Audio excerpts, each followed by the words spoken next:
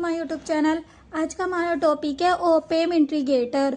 Op-amp integrator op-amp की ही एक application है। इसमें हम रजिस्टर की जगह फीडबैक रजिस्टर की जगह कैपेसिटेंस का यूज़ करते हैं। इतना डिफरेंस होता है, अदरवाइज सेम ही है। हमारा जो ओपेम होता है इसमें हमने नेगेटिव टर्मिनल पर इनपुट वोल्टेज दिया है थ्रू द रजिस्टर, यानी कि एक रजिस्टर लगाकर इनपुट वोल्टेज दिया, जो यहाँ से करंट जाएगी वो आई जाएगी, और ये हमारा कहलाएगा इन्वर्टिंग ओपेम, क्योंकि नेगेटिव टर्मिनल पर हमने इनपुट वोल्टेज दिया और प्लस को हमने ग्राउंडेड किया है, तो ये हमारा इन्वर्टिंग ओपेम है। और आउटपुट और नोड के बीच में हमने एक कैपेसिटर लगाया है। सो दैट पहले इसकी डेफिनेशन देखते हैं। The circuit diagram of opamp as integrator show in figure, यानी कि ये हमारा सर्किट डायग्राम है ओपेम का।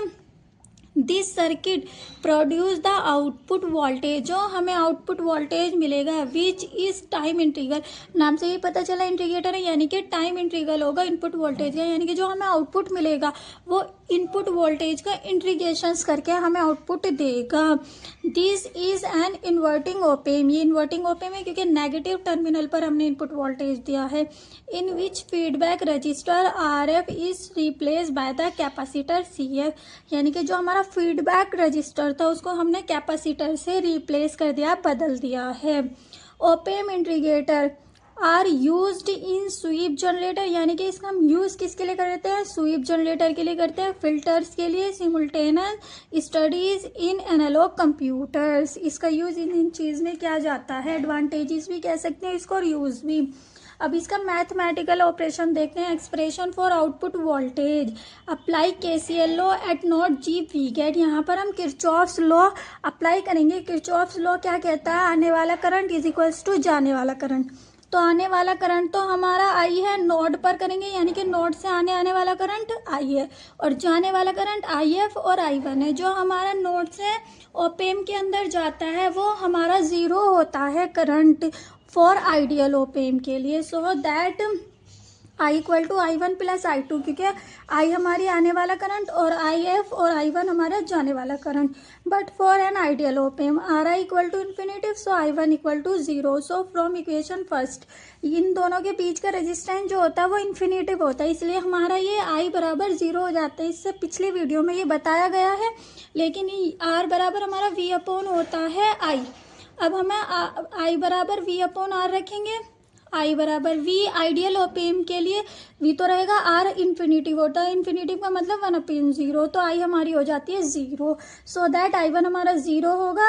यहाँ से I बराबर IF आ जाएगा क्योंकि I1 हमारे 0 है। अब I बराबर क्या होगा? V अपॉन R होता है। सो दैट जहाँ से हमारा करंट स्टार्ट हुआ VS माइनस VG, यहाँ से स्टार्ट और यहाँ ख़त्म है, तो VS माइनस VG, इसकी लिमिट है VS माइनस VG तक।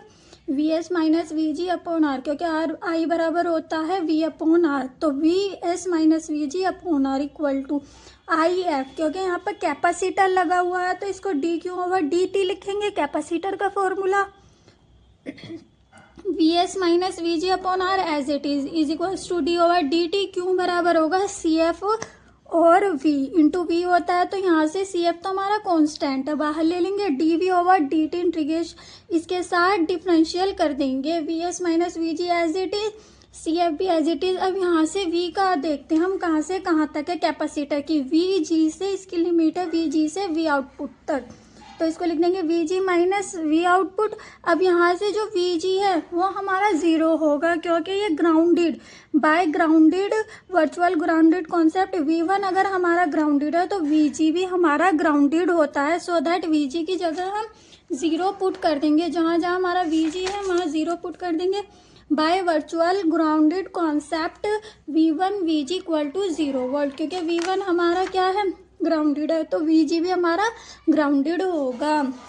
सो डैट यहाँ पर VS अपॉन R हो जाएगा, क्योंकि G की वैल्यू 0 पुट कर दी, माइनस के CF dV output upon dt।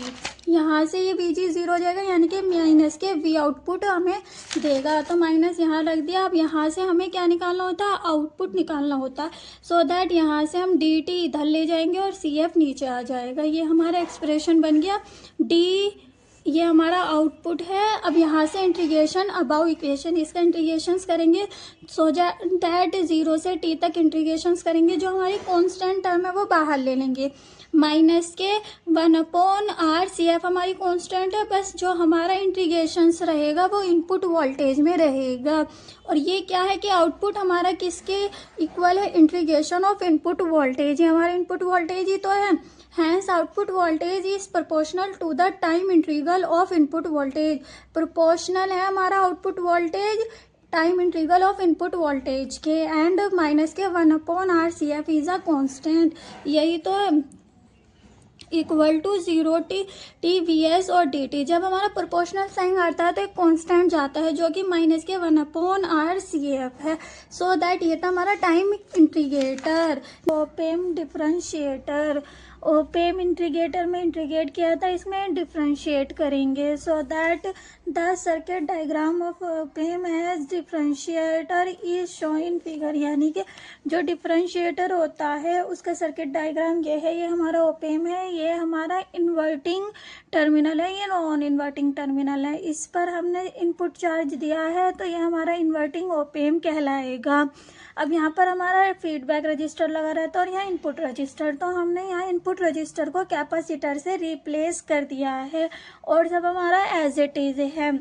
This circuit produce the output voltage which is proportional to the time derivation of the input voltage. यानी कि ये जो हमें आउटपुट वोल्टेज देता है वो इनपुट वोल्टेज का टाइम डेरिवेशन होता है। This is an inverting op-amp in which input register, ये हमारा इन्वर्टिंग ओपेम है, नॉन इन्वर्टिंग भी हो सकता है। विच इनपुट रजिस्टर आर, यहाँ इनपुट रजिस्टर लगा होता है, is replaced by the capacitor, जो रिप्लेस किया गया है कैपेसिटर सी से। ये हमारा इसका डेरिवेशंस यानी कि लास्ट एक्सप्रेशंस होता है। वी आउटपुट हमारा डायरेक्टली प्रोपोर्शनल टू होता है time derivative of input voltage. ये हमारा इनपुट वोल्टेज है।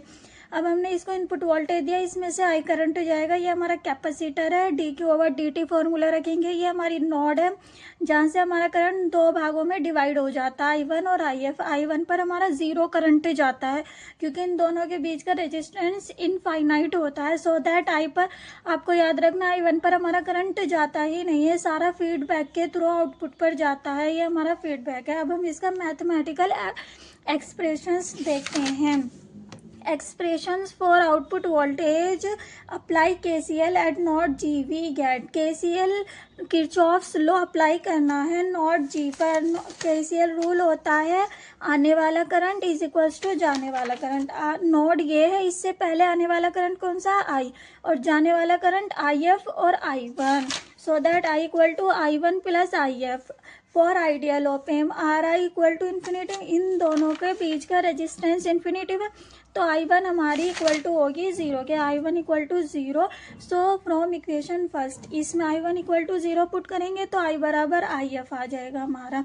अब I पर हमारा किससे होके जा रहा है करंट, कैपेसिटर से, तो यहाँ कैपेसिटर के लिए फॉर्मूला रखेंगे D Q over D T equal to V G minus V output upon R F. यानी कि जो हमारी IF करंट है वो वी जी से वी आउटपुट के बीच में जाएगी, वी जी से स्टार्ट होगी और वी आउटपुट पर ख़त्म होगी। तो we G minus V output इसकी लिमिट है। We G minus V output upon feedback हमारा एज इट इज़। अब क्यू को हम जानते हैं सी वी के बराबर होता है, क्यों बराबर होता है, C V D over D T. C V is equals to V G minus V output upon R F.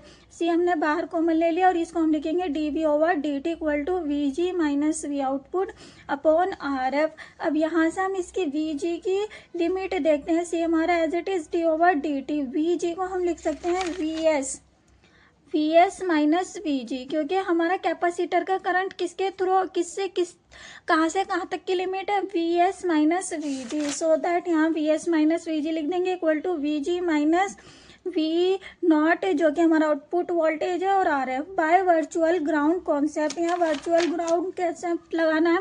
V1 हमारा 0 के इक्वल है क्योंकि ये ग्राउंडेड है। So that bye virtual grounded concept के हिसाब से VG भी हमारा ग्राउंडेड होना चाहिए। तो VG पर जो वोल्टेज होगा वो हमारा 0 होगा, तो V1 हमारा ग्राउंडेड है, VG भी ग्राउंडेड माना जाएगा और यहाँ 0 के बराबर रख देते हैं।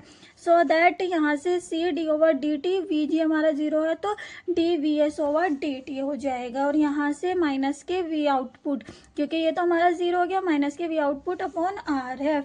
अब यहाँ से हमें आउटपुट निकालना होता है तो ये उठा के इधर ले जाएंगे, माइनस के RF/dt VS equal to V output, V0 equal to minus के RF/C dVs/dt। ये हमारा लास्ट एक्सप्रेशन है ओपेम डिफरेंशिएटर का। आउटपुट वोल्टेज हमारा डायरेक्टली प्रोपोर्शनल टू है, ये हमारे कांस्टेंट पार्ट है dVs/dt के, so that output voltage directly proportional to है time derivative of input voltage.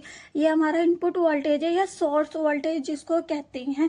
So that last में आप एक एक्सप्रेशन लिख सकते हो, hence output voltage is directly proportional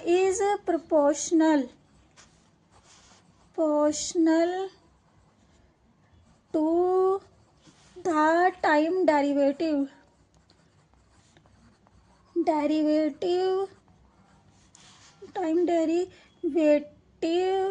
of input voltage। ये लास्ट में आपको एक एक्सप्रेशंस लिखना है, और जो हमारे माइनस के RF और C हमारे जो हैं is a constant. So that ये था हमारा इजी सा टॉपिक ओपेम डिफरेंशिएटर। ये हमारा ओपेम डिफरेंशिएटर था। आज की वीडियो में इतना ही, मिलते हैं नेक्स्ट वीडियो में एक नए टॉपिक के साथ।